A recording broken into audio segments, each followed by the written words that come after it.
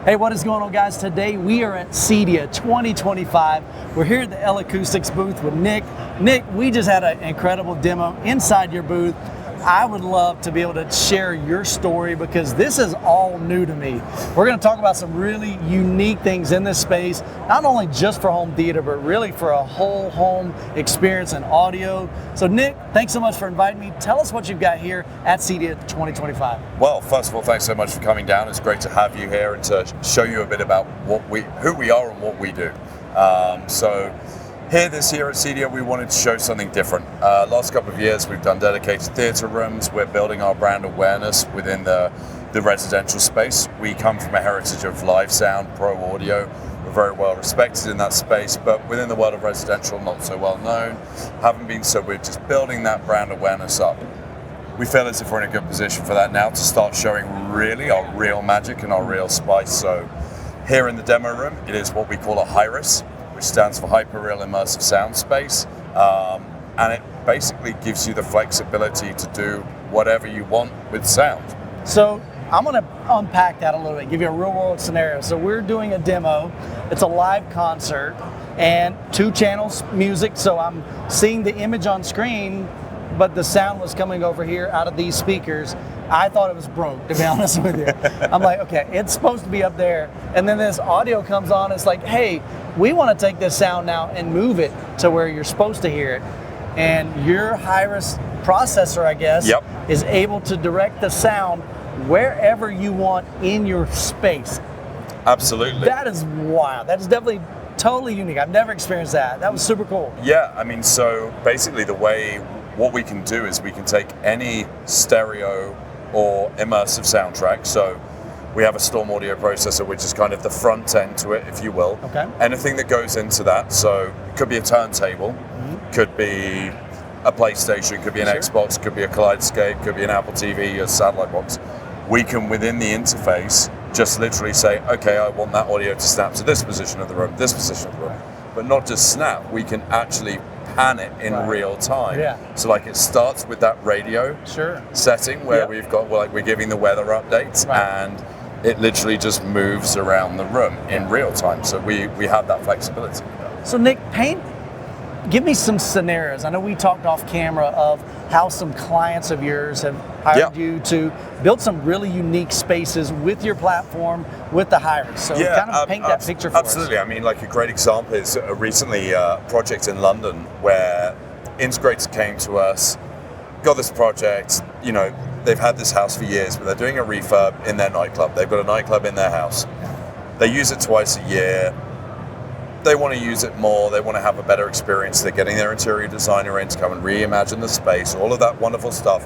What do we do? What pair of speakers should we be specifying? So we kind of go through the process and then we get the client to come to our experience center in London where we have this on demonstration.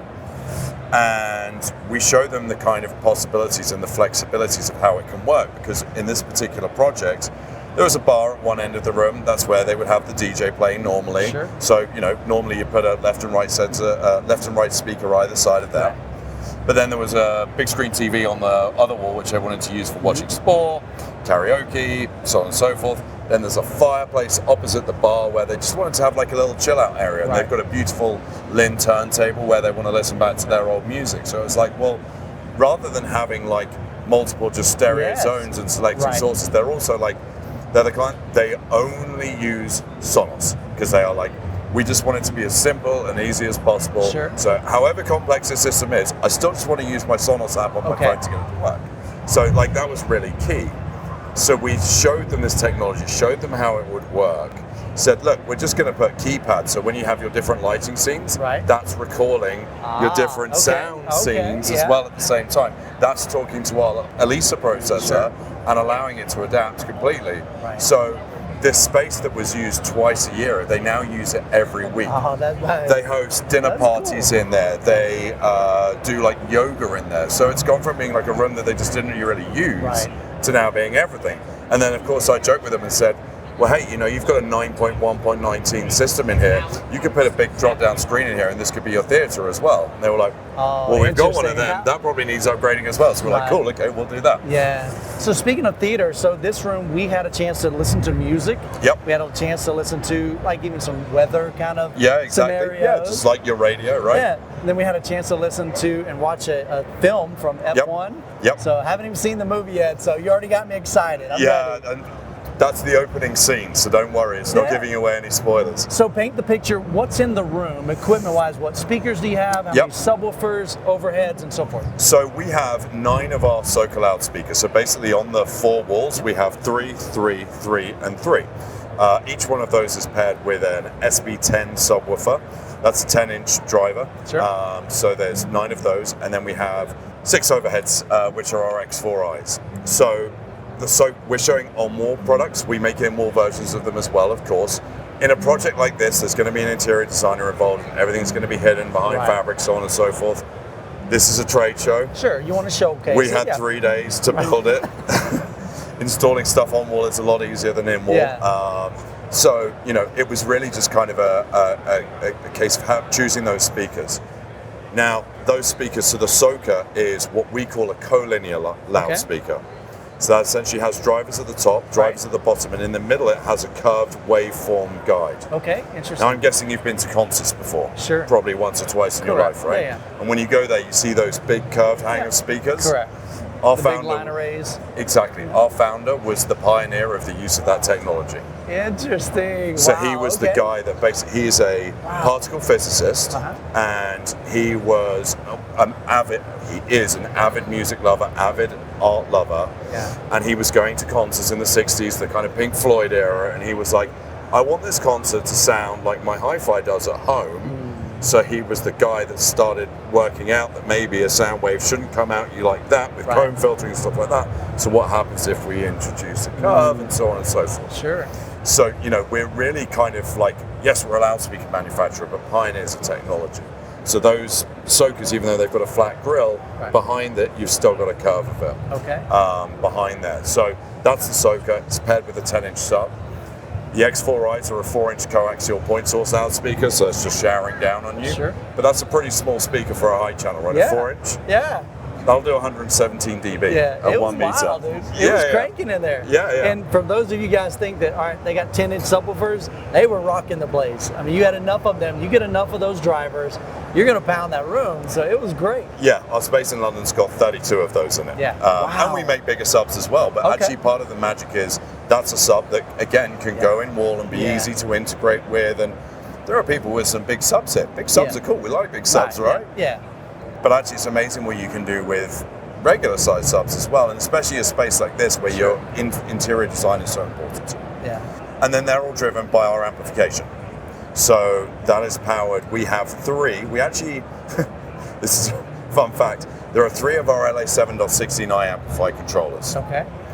LA7.16i is 2 rack units, 16 channels.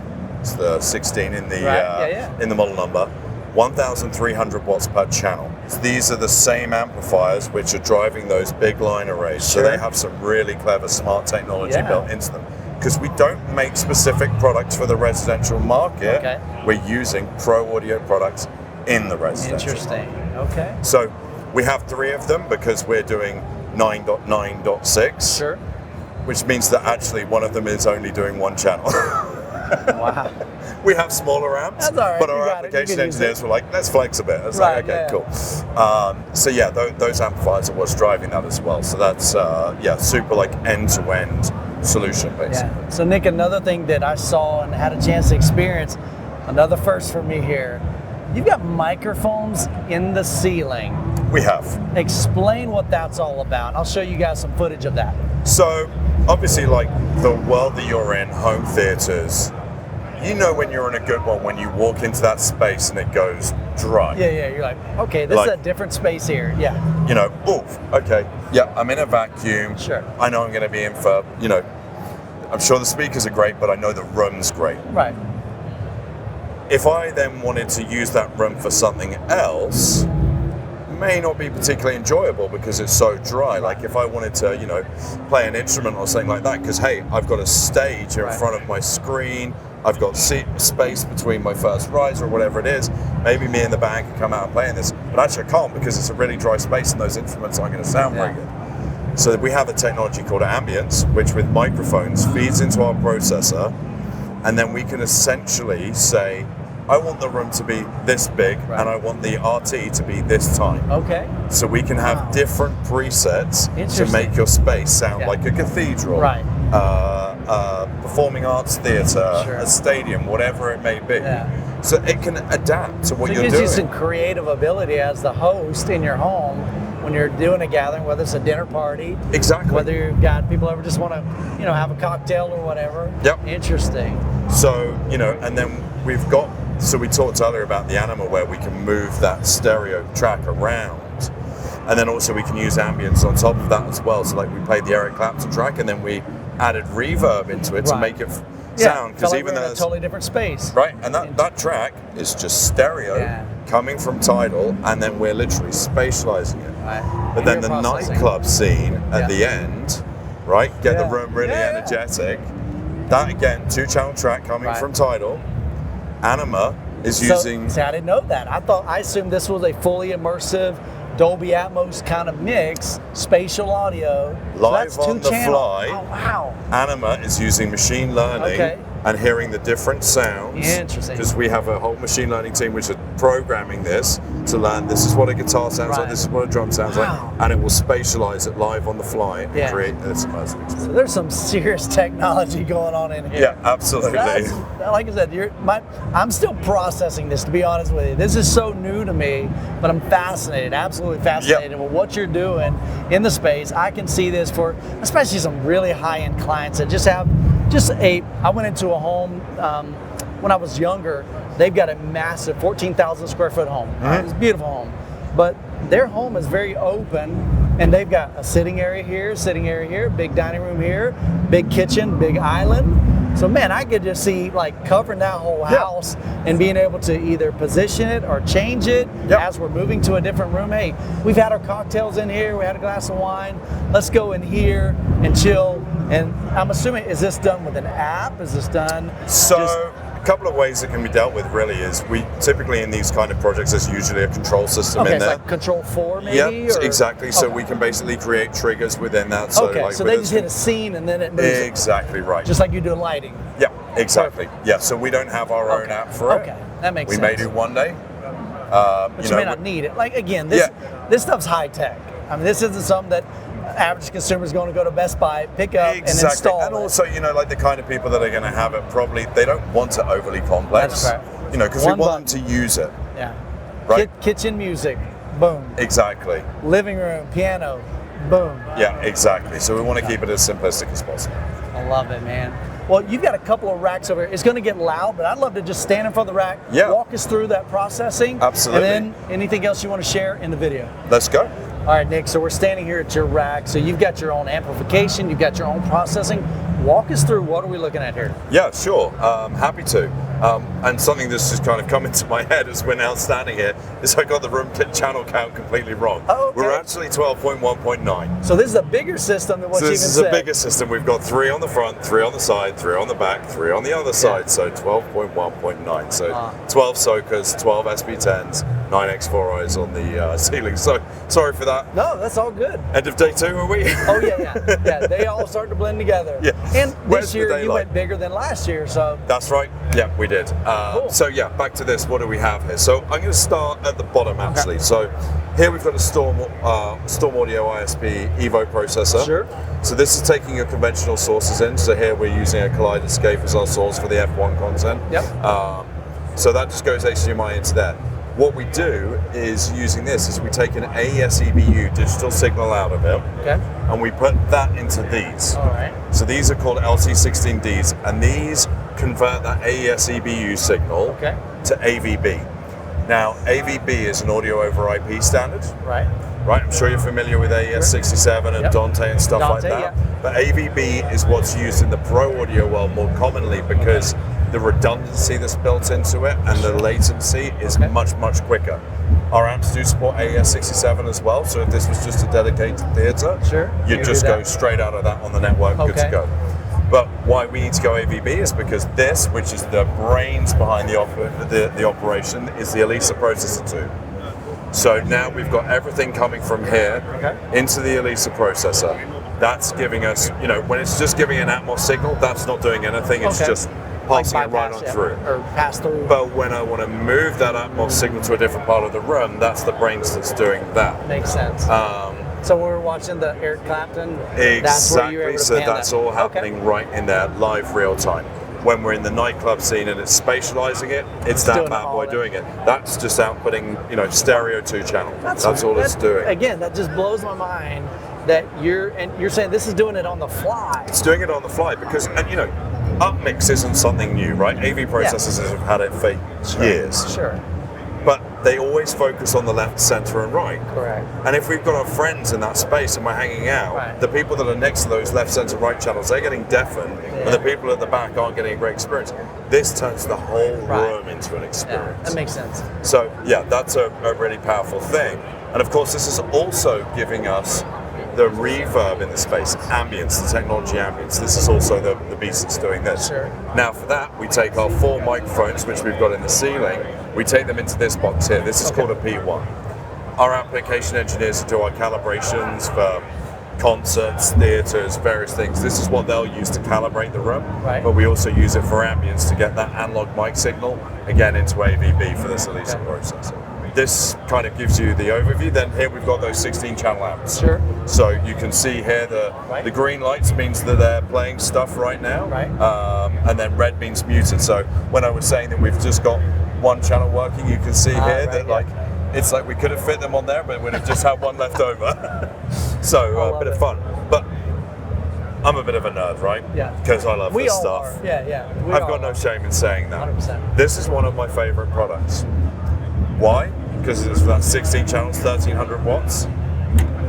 Touch it. Yeah. Is that hot? Is that warm? What is it? It's cool. It's actually cool. It's cool. Yeah. We is have it sucking air in? It's sucking air in, blowing it out of the back. Nice. And it's cool to the touch. Everything, there's no gaps between here because everything is designed to just go up through it together. Yeah, honestly, I didn't even notice that. You don't have spacers, which you normally have to have in a rack. Exactly. So this is all like properly engineered stuff because of the mission critical importance of live. Sure. We're just bringing it into this environment. And then of course, everything's all together on the network. So we've got to use our LS10 network switches. You know, you don't have to use our network switches, of course, but why wouldn't you? If you want the best and you want that guaranteed redundancy and everything built in, that's the best way to achieve it. So yeah, that's the power of Hyris in this space. And of course, we've got the Kaleidescape giving us some of the movie content. We've got the Mad VR Envy making that Barco Heimdall Plus, I should say. Looks stunning. Stuart film screen, beautiful. Really pleased with how it's all turned out. So yeah, that's the electronics. Couple more electronics I'll show you as well, because of course maybe you don't need 16 channels, maybe you don't need it to be that big. So let's go and check out those last ones. Okay. So Michael, here we are with some of the electronics. So we were just checking out the LA7.69. So there you can see it in its full glory. Yeah. And then what we just launched earlier this year at our keynote in London is the LA1.69. So this is 16 channels, much lower output. But this is great for like background audio systems, or just your high channels or something like that. So, makes sense. You know, or if it's a media room, you don't need super high SPL, so on and so forth. This is a great product for that. Again, supports Milan AVB and also AES-67. So really, really pleased to have this. So 1U versus 2U? Yeah, 1U versus 2U, and yeah, obviously lower output, but again, you know, that's a lot of power still in a really small package. Right. And then if it's smaller, so here we've got like just a little 2.1 system. Using those X4Is, and then there's the SP10 sub down here. Down here at the bottom. Cool. Yep.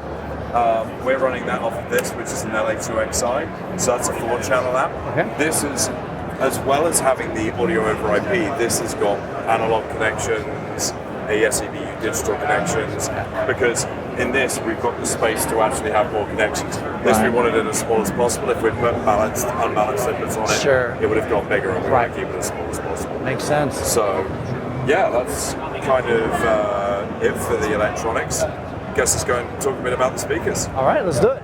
Cool, yeah, so just wanted to kind of show you as well, now that we've looked at the rack, these were the actual speakers and the subs that you were hearing there. Right. So this is the on-wall version of them, as I said. So this is the Soka here, this is the SB10i. We've got them mounted on wall. The Soka's got loads of different mounting options. This can go flat, lay on the floor. Okay. We also have an in-wall and in-ceiling version of it, which we've got right here next to us. So super clean, sleek look. Yep, this is the in-wall version of the Soka. This is the in-wall version of the sub.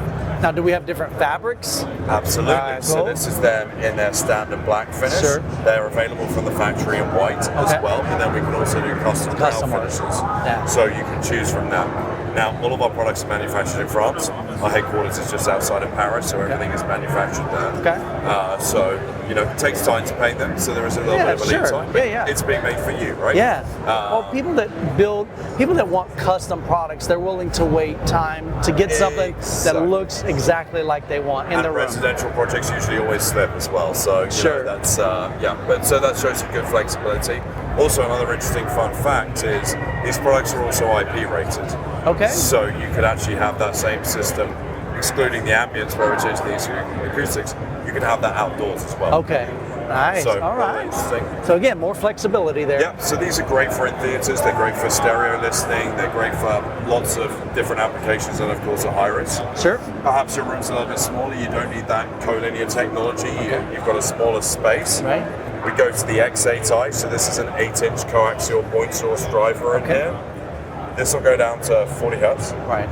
So this is a pretty powerful piece. Sure. We have different presets within our amps that we can choose for it. Smaller again, X6i. So 6-inch coaxial point source driver. And then the baby is the X4. So these were upstairs. Those were the heights. Okay. Yep. And then showing the in-ceiling and wall version. This is a different sub. This is a SB6. This is a dual 6.5-inch sub. Sure. It's designed to be able to fit exactly within the stubble. Okay. So you know, this is modify where you're trying to do retrofit and you've got to go in. Sure. You know, most custom theaters we can get away with bigger subs and stuff like that. But this is cool. You know, when you've got that exact like retrofit that you need to get onto. And then there's one last product as well that I'd love to show you, and that's our CEDIA product. That's just over here. Yeah, let's check it out. So this is the CEDIA. So you may have seen these actually probably in your kind of general day-to-day. You'll sometimes see these being used by weddings and corporate gigs and things like that. This is called a CEDIA. So this was released before the Soka, but essentially has the same technology inside of it. We created this product to basically replicate K2, which is our second biggest line array product we make, but in a compact form factor. So it was very popular in like galleries, museums, and spaces like that. But you know what? But this is an LCR in a theatre system. Oof! It's one of my favourites. Chef's kiss kind of thing. Exactly. And you know what's really cool about it? Is that pops just right off. Interesting. Okay, so you got the connector down here. Yeah, so this is your, we've got drivers up at the top, we've got the collinear, the waveform guide that I was telling you about earlier. In here, more drivers here. Right. This is a single 12-inch sub. Okay.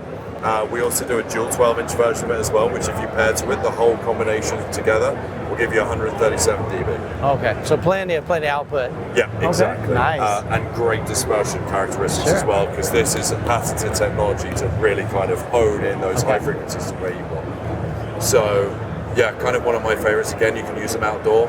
Right. So, like, we've got people that love to kind of party outside their backyards. Oh my goodness! Imagine this being on, like, having 50, 100 people over to rock with this thing. You can probably do more than that with it as well. Oh, so man. yeah, I mean, like, 133. as an example, during COVID, Adele did a show at Griffith Observatory. Private select audience, super VIP, and these were the speakers. Oh, that's awesome! That's all around. Right. Like, you know, the best product placement you could ever ask for, right? So without us paying for it. Right, yeah.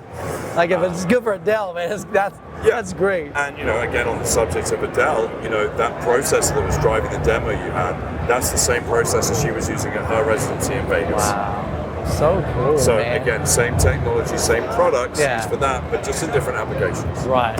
Well, Nick, I'll be honest, this has been super cool, man. I appreciate the opportunity just to learn about some new technology. You guys are you're doing some really, really innovative things in the space. Again, not just home theater, but also indoor living rooms and outdoor. It's interesting. You take all your speakers, put them inside, outside.